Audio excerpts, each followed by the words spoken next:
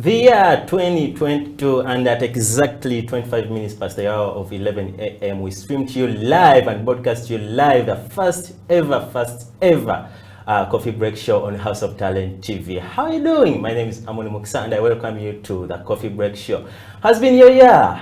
I mean, 2020 has not been easy, but 2021, you know, I always try to add up 2020 and 2021 as 1 year. But how is your 2022 starting? My name is Amon Mukisa once again, and I welcome you to the first ever coffee break show on House of Talent TV. Of course, I'm not riding alone today. I'm with my colleague today, the one and only Emma. And how are you, man? I'm okay. How you doing? Do you also try to confuse 2021 and 2020? No, 2020 and 2021 as 1 year? The only problem comes when you're supposed to sign a check and you put 2021.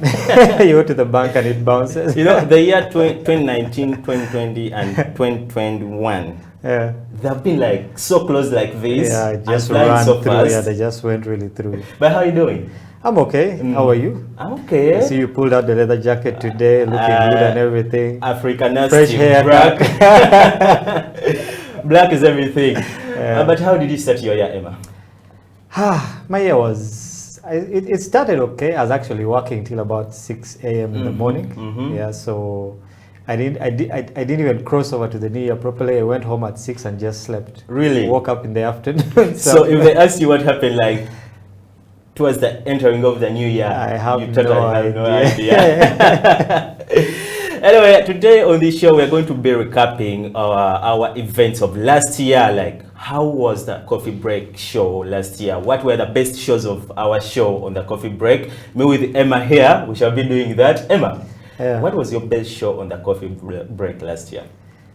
My best show, I think, was the one with Swabra Banks. Swabra Banks. Because she was the first lady to come on the show. You know, it had been a situation of we're trying to get ladies, but every time you try to get one, they come up with an excuse on that day. So you have to look for a guy. But when we got into contact with her, she actually came, you know, and there was a lot we learned from that show. For me, it was the best show, actually.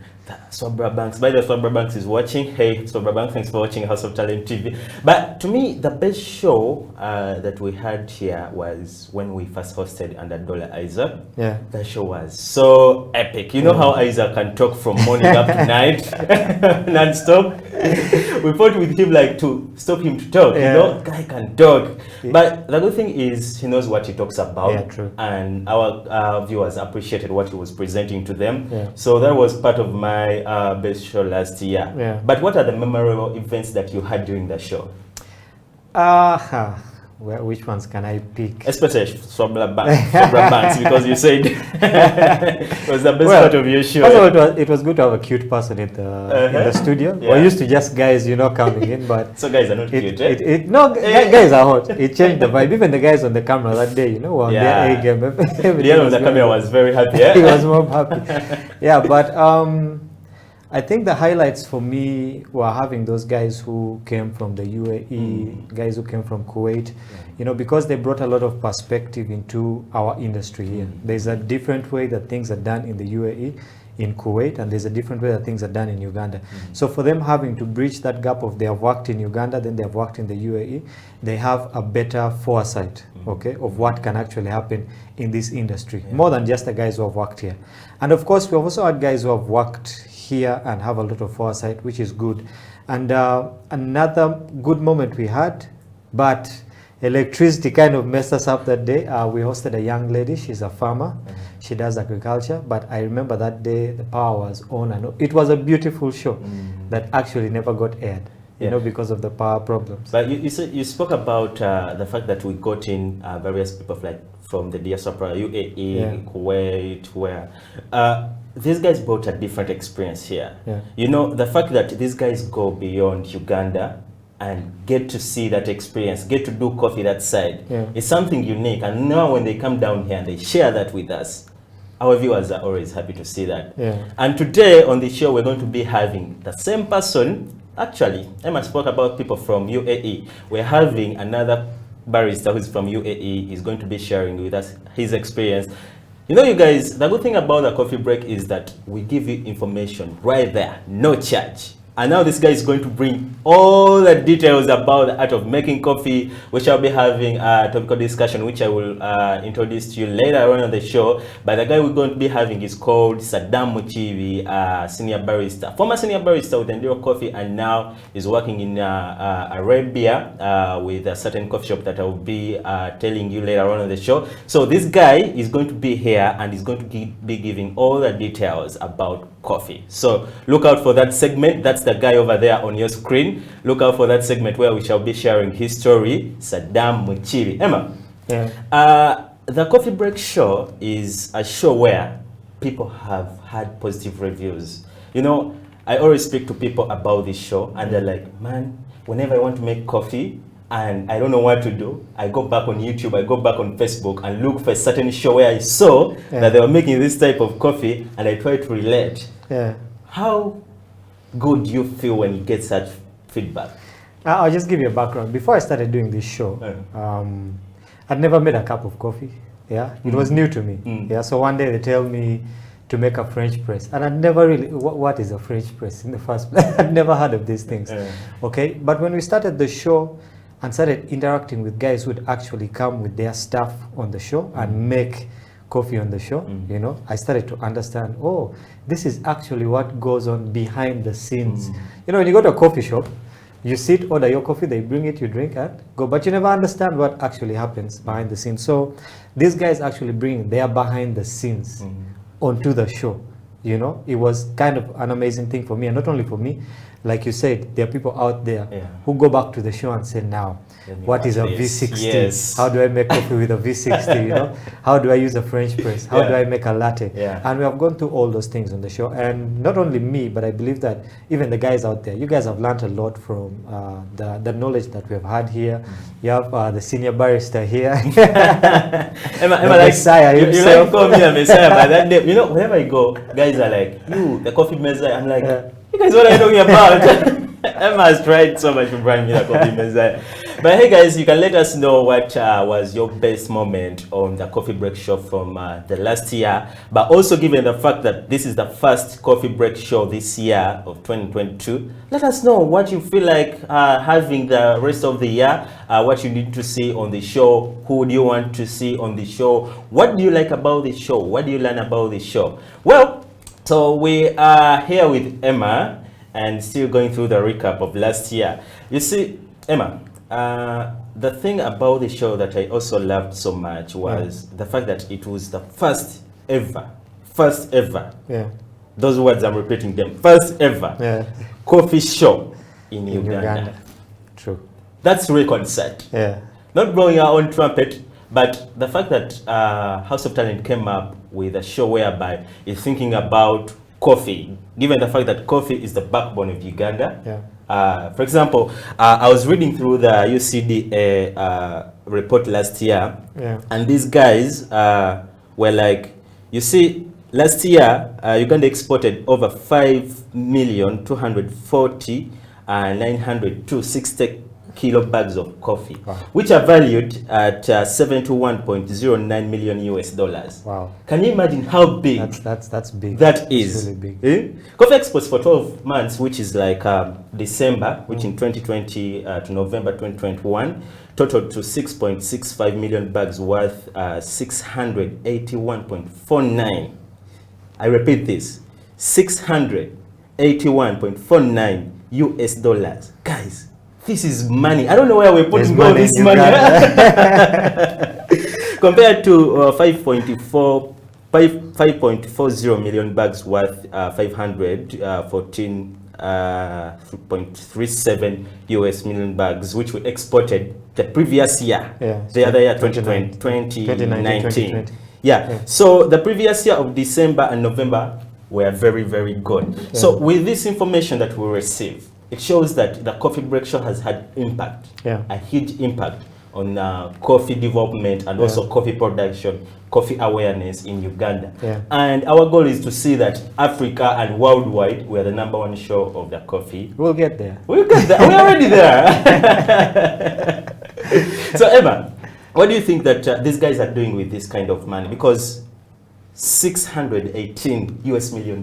That's a lot of money. Yeah. And now when I see, okay, I'm not trying to go political, but when I see Uganda that it's over like in a 61 loss, like, I mean, like the debt they're being demanded as a country, I wonder, why can't we utilize that money? This coffee is our backbone. And we get up there.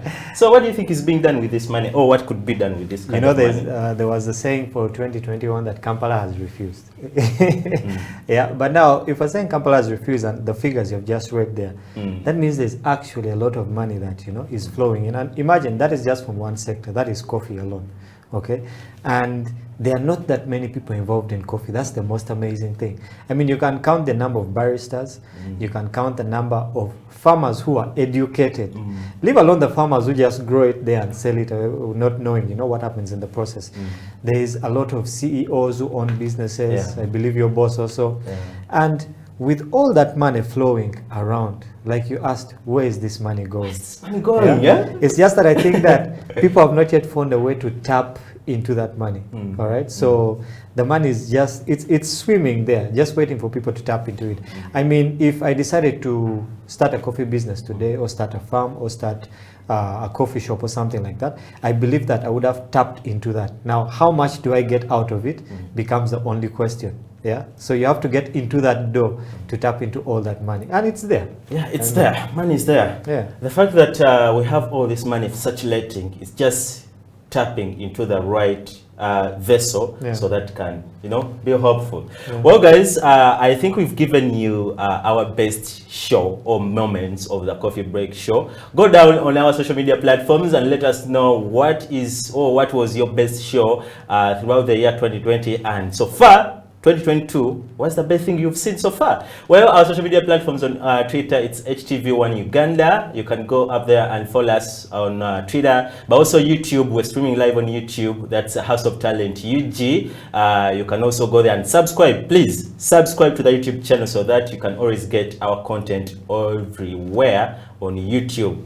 The word or that name is House of Talent Uganda. But also we're streaming live on Facebook as House of Talent UG. Go there and follow our Facebook page so that you can get to watch our videos whenever you miss them when we're live. So guys, we're going to go into a short commercial break. Don't you go away.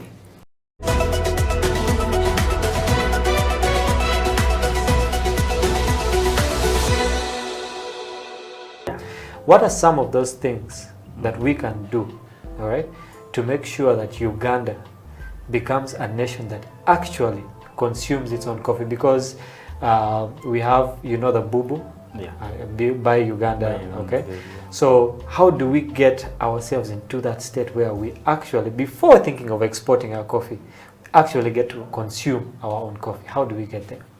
First of all, we need to train our people. Yeah. So we need more training, more sensitization about coffee. Yeah. You know, those guys that came first before us, they have that, like, that negative side of coffee. Like telling someone that coffee will, like, you will lose sleep when you take coffee. You can't. It just keeps your body awake, not only the mind. Me have to take water every morning. So if I take water every morning, I can take like 5, 6, 7 cups of coffee and I sleep properly. Yeah. So we need to sensitize our people. And we need to give them an example that is true. Ethiopia is a good exporter, but quality coffee in Ethiopia comes from Migachafe. That quality coffee is consumed within the country. So you first appreciate what you're growing before you take it outside. So you need to train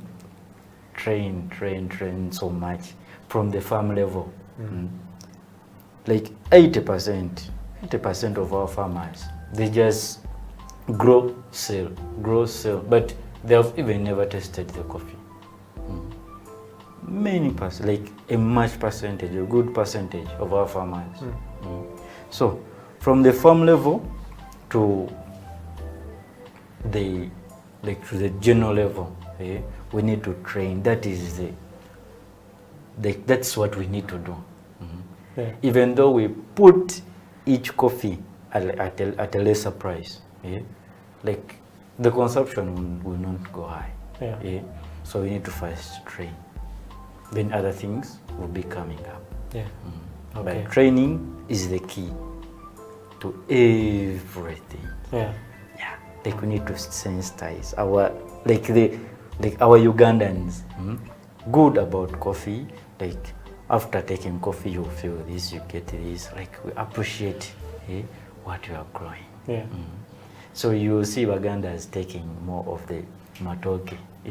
Like they appreciate more than sending it.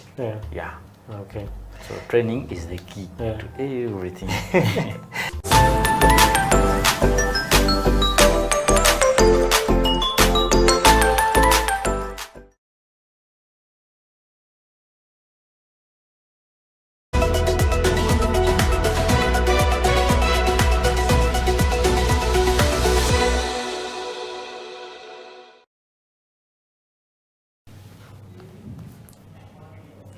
Welcome back from that short commercial break. You're still watching Hustle Talent TV, and the show is known as the Coffee Break Show with me, Amon Mukisa, right here with the one and only Emma. Amon, what's up? I'm just here, man. You know, the vibe of being around coffee is something that's epic. Given the fact that you get to, smell those scents, get to read about certain information about coffee, is something that I like about being in coffee. What do you like really about amazing. Being around coffee? Coffee itself is a community. Like actually the word coffee is people. The phrase. So it's like a community, especially in Uganda. There's a particular community of people who actually take coffee. It's not yet, coffee hasn't really seeped its way through, our Ugandan culture. So there's just a group of people who take it. Even when you go to the cafes, there's a particular group of people who take it. So with every community, it has its own nuances. There are relationships that are formed. Like I would never have met you, if it wasn't for coffee. That was the initial thing that allowed us to meet. And met guys like Isaac of Brew Plus, met many amazing guys. So the starting point was coffee. Then it has all these branches of creating relationships, creating different kind of business ideas, different kind of content. What we are doing right now is because of coffee. So coffee is not only a drink, it's not only an export, it's an amazing product that can actually birth a lot of things. And we can see the results even, right here, right now.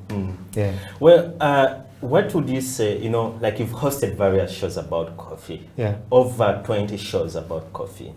What would you say that we are lacking in the coffee industry in Uganda? You as a person, like according to the experience you've had and also the interactions you've had with various people, what would you say that it's that one thing that we are lacking to get up there?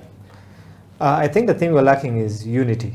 Because I realized with most of the guys who actually came on the show, you have a certain set of baristas, then you have a set of roasters, then you have the farmers. But sorry to interject in there. But you see, in coffee, it's the same general thing, but there are segments. Like you find a barista is very, very good at being a barista, but you find a roaster is very, very good at being a roaster. For example, the guest we are going to have, Sadam Mukiibi, is very good at being a barista, but it doesn't stop him from getting just an idea about roasting or about farming. But you find, remember the show you had with Abdul? Abdul is a good roaster.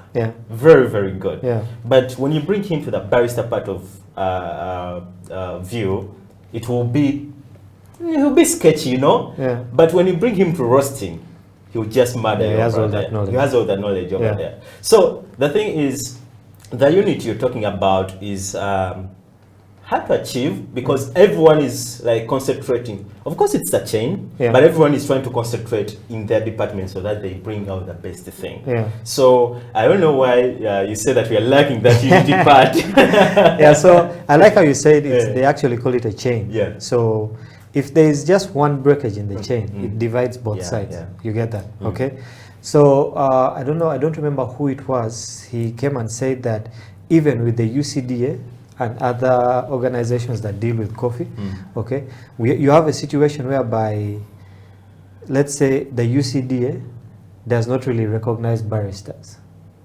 Yeah, you can go and ask any barrister if they have been to the UCDA office and had a discussion with them about, you know, what their profession. And I know 5 out of 10 they'll tell you, I've never been to UCDA. Okay, so that's the unity that I'm talking about. If the roasters and the UCDA and the farmers can actually come together. I know there are different cooperatives here and there, but you know the thing with cooperatives also, there's a cooperative of this side. It's like having a circle of this side, then having a circle of that side. They never really get together. I believe that with the chain, it has to stay interlinked in a way that everyone feeds everyone, if you get it. The farmer has to feed the roaster, who will feed the baristas, who will feed the export. But if me, the roaster, I wake up one day and say, I have beef for this one, baristas. You see, it causes a problem, right? If the farmer says, you know what, I'm going to give these guys bad product, okay? A good product doesn't come. At the end of it, the person who's consuming the coffee will say, man, this is trashy coffee, actually. You get that, yeah? So there should actually be a forum, which we're trying to do with the Coffee Break Show. We're trying to make a forum whereby everyone is seen as equal and everyone plays their part so that the end result is a very good one. Yeah, so unity in that way. This question was for Sadam, who's going to be on the show, but I will also pose it to you. I was reading an article where the #1 barista champion in the world, in Africa, not worldwide, in Africa, Martin Shabaya, was here in Uganda recently, and I was reading his interview with a certain outlet. And he said, Ugandan coffee is the best that I've used all the times I've competed. And he thinks that we can do better. So why are we not getting to that point whereby we Ugandans use our coffee? This is Kenyan. Okay, it's Africa, we're brothers, but this is a Kenyan guy who's using our coffee to be up there. Why are we not having Ugandans, we Ugandans, use our coffee to get to that international stage? I attended a branding seminar some time back, and the lady who was hosting it said something that really struck me. She said that in Uganda, each country, each ethnicity, different people have different traits. And she said that in Uganda we're mediocre. Mediocres? Totally mediocre. That's a big one. Eh? I'll prove it to you. I'll prove it to you. All of us say, as long as I have my kamane to eat today, I've paid my rent, I'm set. As long as I can get my kamane to buy a piece of land, put a house on it, get married, I'm set. Okay? Mediocrity. As long as I can do this, I'm set.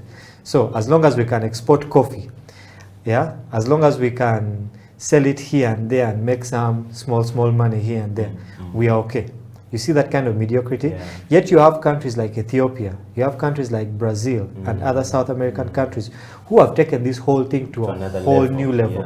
And the funny thing about it is that people take Ugandan coffee, then rebrand it and say this is Kenyan coffee, this is Brazilian coffee. Then they do something better with our product that we could have done. But what did we get out of it? Oh, we got some kamane, you know, and that's we're cool with it. We're cool with our money. Yes.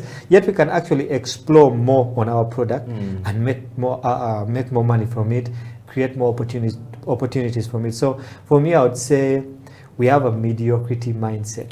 Well, guys, I'll pose this question to you. How do we get out of this mediocrity kind of relationship or kind of working style, whereby everything that we try to do is just a joke? You know, that's maybe the right word. For example, I was having a conversation with one guy. This guy is a tech guy. So what he decided to do was, during the lockdown, he was seated over there. You know, everyone now was in their homes. So he came up with an idea of like creating up a small machine for farmers, which can detect like the alkalinity of the soil, how much fertility is in the soil, so that you can anticipate how much yield are you going to get at the end of the season. For example, if you have like maybe 1 acre of coffee and you use this machine, you just plant it into the soil and it does what it does, and at the end of it all, it will show you that your soil needs this much of fertile soils or fertilizers. It needs much of this water, you can irrigate it, so that at the end of it all, it also calculates for you that you're going to get 60 tons or 60 bags of coffee. Such innovations why can't the government come through to sponsor, at least give a hand to these guys? Because this guy has used his equipment, has used his values and resources, but he has managed to do all this. So just imagine we had a government come in, sponsor or give a hand to these guys. And we know that if we have over like maybe 6 acres of land of coffee, and this farmer is anticipating maybe like over 150 kilos, 60 kilos of bags of coffee at the end of the season, and we increase our export of coffee, but also increase our domestic use of coffee, because we're having plenty of coffee coming through on the market. And through the coffee break show, we can also make awareness of coffee to the people. So what can be done to help, or what do you think the government or anyone else there, because it doesn't necessarily be the government, can do to help such guys who come up with such innovations? Yeah, I mean, let's take the setup of Uganda's education. We go to school, we study, we're expected to come out and look for jobs. Okay, we have been put in that mindset of we have to look for a job. Look for a job. Yes, you have to look for it. Okay, then you have this group of guys who actually sit down and invent something. Okay, and like let's say the guys of Safe Border, you know, during the lockdown, guys came up with very many good ideas, some which were actually used. So there's that group of guys who actually come up with all these ideas. But the limiting factor for them is maybe the resources, the financial resources, the manpower and all this. But remember, we have been taught to do what? Look for jobs. We have not been taught that you can create. And you know, put it out in the market and actually be a what? Let's say be an employer. Okay. So for such a guy, you find that there are people at the top there who will look at his invention and ask themselves, okay, what can I get from this guy? Okay, how much money? What can I rip off from this guy down there? And the guy down there is not willing to give them anything because it's his idea. He should rip off from it. So the guys up there will just sit on that idea and be like, you know, it's a good idea, but it doesn't make sense for us because it won't make money for us. Okay, they don't see the bigger picture. They don't see that a farmer somewhere out there in Kasese or wherever is the one who's actually going to prosper. And that causes a chain effect of when that farmer prospers, the next guy in the chain will also prosper, and Uganda as a whole. So this guy is just looking at how can I put money into my pocket. So they will sit on all, I believe in every campus, especially the guys doing engineering, agriculture engineering and all these things, guys have ideas, but people are sitting on them. Well, guys, take the conversation on our social media platforms. That's Twitter as HTV Uganda and Facebook, House of Talent UG plus YouTube, but use the hashtag The Coffee Break on House of Talent TV. Let us know how can we engage these people who have ideas so that we have a bigger picture. We come as a union or a unison together so that we have a bigger picture of something that we're doing great here in Uganda, especially for coffee. Well, coming up is Sadam Mukiibi. He's going to be letting us know how best can we brew coffee, and we shall be also talking about how best can we have women in the coffee industry as Uganda. Well, don't you go away. We're going in for a short commercial break and we'll see you soon.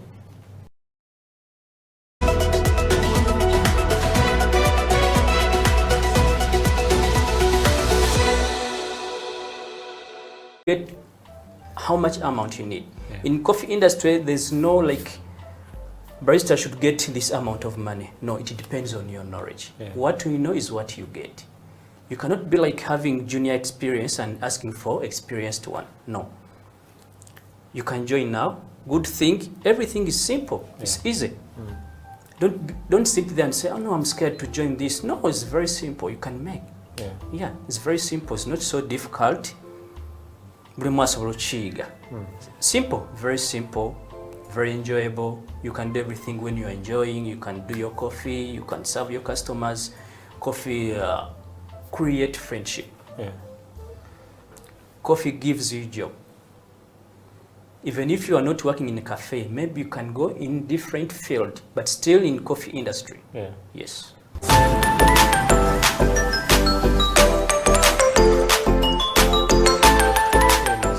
Camera.